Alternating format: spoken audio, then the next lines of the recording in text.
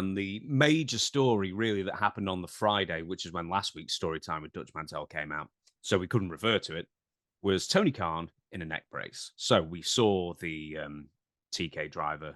We saw Tony Khan's head come within 3 feet of the mat. And then on Friday, with the NFL draft happening, and obviously the Jacksonville Jaguars, Tony and Shad Khan were there. And Tony Khan in the neck brace, he was seen all day in the neck brace. He is on the NFL Network, and he starts plugging the angle that took place on Dynamite that Wednesday with the TK driver, formerly the Meltzer driver, and how AEW is the most successful startup sports league since the AFL. So he also mentions how his dad is angry. You know, it's all in kayfabe, all in storyline, you know, sort of keeping up the pretense and everything. And then he says the following: AEW, we've been doing this for 5 years. We're the most successful. Well, I've already said that. There has not been a challenger brand that has gained as much market share as AEW in many, many, many years. We are like the Pepsi of pro wrestling, and we're up against a really evil juggernaut. WWE is our competitor. That's who we're facing. AEW is like the Pepsi of pro wrestling. WWE's like the Harvey Weinstein of pro wrestling. And I'm really proud of what we do down here. Now, you watched the video. What happened after he said that? Well, the two announcers went, whoa, whoa, whoa, whoa. They tried to put a distance between his words and what they were going to agree with, because, you know, they think that the network would get, you know, calling somebody the Harvey Weinstein of pro wrestling, you know, that's not very, that is not complimenting them very well. But I will say this: more people heard about AEW last week watching that NFL draft than heard about it in probably the last 4 years, probably, because he put it over. And a lot of people out there, see, a lot of people have quit watching wrestling, and it goes through those cycles. It will turn over, but now they watching the football draft, and he's talking about another promotion, and they may not even known it was even in existence, but now they do. And I will say one thing about the two NFL announcers, that they kind of put it over too. And Tony, he was sitting out there with a neck brace on, looked kind of silly, but his intent was to get eyeballs on the letters AEW, and I think he did. So we'll see what they can come up with, and see if it works. Now, I don't know how well that worked, because the last 2 weeks, all ratings are down. Let's get that out of the way. NXT's some horrible ratings. Raw's been really, really down as well. We'll talk about that later as well. But Dynamite has posted a couple of the worst viewership numbers they've ever done in the regular time slot as well. So I don't know how well the promotion What did worked. What did Dynamite do? Of this past Wednesday, they did like something like 704,000, and the week before, with the Tony Khan TK driver kind of thing, yeah, that ended up with him in a neck brace, it was something like 690, 694. So two of the absolute lowest. But I think the NBA, it's the NBA at the moment, isn't it? I don't think the NBA hurts them that much. No, It's the playoffs. I don't, you know, I just don't. I don't think the NBA, they don't do those big ratings, not like NFL does. But the basketball now, it does an okay rating. Ask me, do I watch NBA? no, I know you don't. You watch college basketball though, don't you? No, I don't even watch college basketball. I mean, I went through a phase I kind of like basketball, but now it's the same shit. You got those 7'2" guys. All they got to do is reach up, and where's the skill there? Would you like a I don't midgets know. basketball league? Well, no, but I saw some midgets really shoot the hell out of the ball on some damn YouTube video I saw. And that's a smaller ball, granted, but the guy he was hitting it dead on. But there's no market for midget basketball. It might be a small I don't. market. It could be. It'd have to be Come really on, small. that was a good joke. But that was a good joke. Come on. But Have but you ever seen I don't trampoline watch NBA. basketball? But okay, what is WWE rating? Oh, I think Raw did like it did under 1.7. I know that because this is a mobile effort I've got at the moment. I don't have enough I'll tell you screens to actually why. check up on I'll tell this. you why. Go on. Cody won. Dutch. I promise you, we will be speaking about this later. I promise you. I know everyone hates me when I say that, but it's tough. We'll explore that in a little bit because that's going to be interesting. Just for now, we'll stick with AEW. And Tony Khan on TMT Sports asked why those comments going viral on the NFL Network and the reception they received. Tony Khan responded, "Well, I think that we got tons of coverage for AEW, and I think it is important to say I think AEW is the best wrestling company in the world in many ways. I think that we have the best wrestlers and the best matches. We put on the best shows. I think the best pay-per-view events this year have been the two AEW events, Revolution and Dynasty." And Khan also added that he would put AEW's track record both inside and outside of the ring up against anyone. There are so many great things that have happened in AEW this year, and I'll hold our track record against anything, whether it's the quality of the shows, the safety, the travel, safety. Geez, everyone seems to get injured. The travel, the hotels, everything we do. In fact, it does make a lot of people travel. I know that. Everything we do in and out of the ring, I think AEW is the very best. There was one thing that I wanted to pick up on what he said. The only thing I didn't enjoy about the uh, uh, having the neck brace on is that he had to wear the neck brace for several days, and it made reading the analytics sheets a bit more of a challenge sometimes. But overall, it was Yeah, a really great track. he's an analytics. Uh, he lives and dies with those analytics sheets.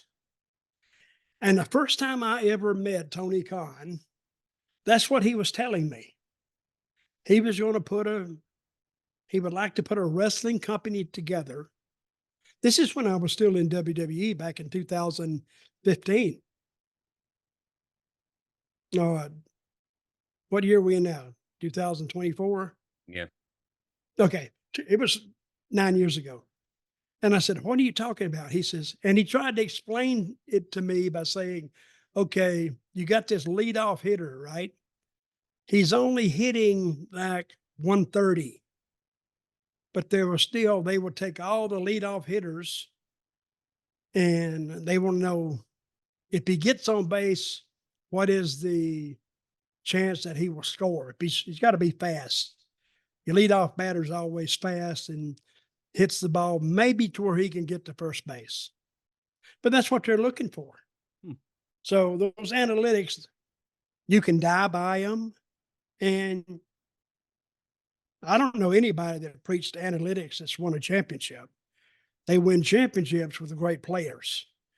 And the great players aren't the analytic guys. I don't think. Maybe I'm wrong. You've seen Moneyball, haven't you? I have seen Moneyball. Yeah, it's a good film. That's Brad what it Pitt is. That's and what Jonah it Hill. is. Yeah. Yeah. That's what it is. Okay, go ahead. Very quickly, last week on the show, we Yes. said, we'll probably say you said, that the way that they should proceed with this storyline is that Tony Khan is now out. He can't travel to these shows. So Tony Khan is gone from the shows, and that leaves the Young Bucks in charge. And that's exactly what they've done. So do you think they listen? Well, I don't think it takes much of if you just watch wrestling, that's who's going to lead the company. Did you watch Succession?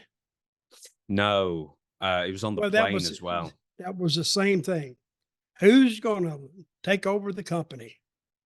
And Dallas years ago was who was going to take over the company. But this is a natural. This is what I'm talking about when I'm saying tell a story. And every story every week just advances your main story. Because I've seen people like say, "Oh wow, what a great match they had! It was a star rating of 5 or 6." I would get bullshit. I mean, it could be a great match as far as wrestling, but put it on the second week and see what you do. Well, they've already seen it. Now they got to do more spectacular things. The third week, it's deader than hell unless you work the story in. How when you get the story, then they might be able to move it along. But it takes the story. And I was reading today, an old time promoter named Jack Pfeiffer, Pfeffer. Pfeffer. And he was the one who first put the story element into it. So he got run out of Germany and he came to the States. And actually, he was an outsider. He only weighed like 130 pounds. But weighing 130 pounds, trying to get into the wrestling business, not as a wrestler, but as a promoter, I think he did pretty well. And I never met him. I just heard of him because I remember the old timers used to talk about him all the time.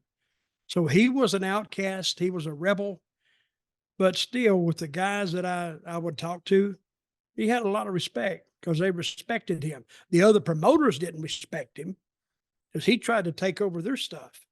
So they didn't like him, but the wrestlers did like him. So then I remember guys used to do impressions of, yeah, I don't know what he did, but actually I didn't even know him and I would laugh at the impressions. But he was first put the showbiz into it. And I don't know if he put the music into it or not, but he told the story. And I think he was really Buddy Rogers, I think he was instrumental in having Buddy Rogers was no more than like an independent worker to Jack Pfeffer saw him and brought him up and put him, and he had ideas too. He had the blonde hair and he had the flowing robes and he got him established on the circuit, what they would call a circuit, I guess. And he went all over, and he actually got over so good they made him world champion. That's all it takes, isn't it? Believe in Well, yourself, present yourself like a champion. Well, if you don't believe in yourself, you really don't need to be there. I mean, if you get into wrestling, I mean, it's like getting into baseball, getting into acting, getting into football. You got to go out there and you got to impress somebody. You got to put up some numbers.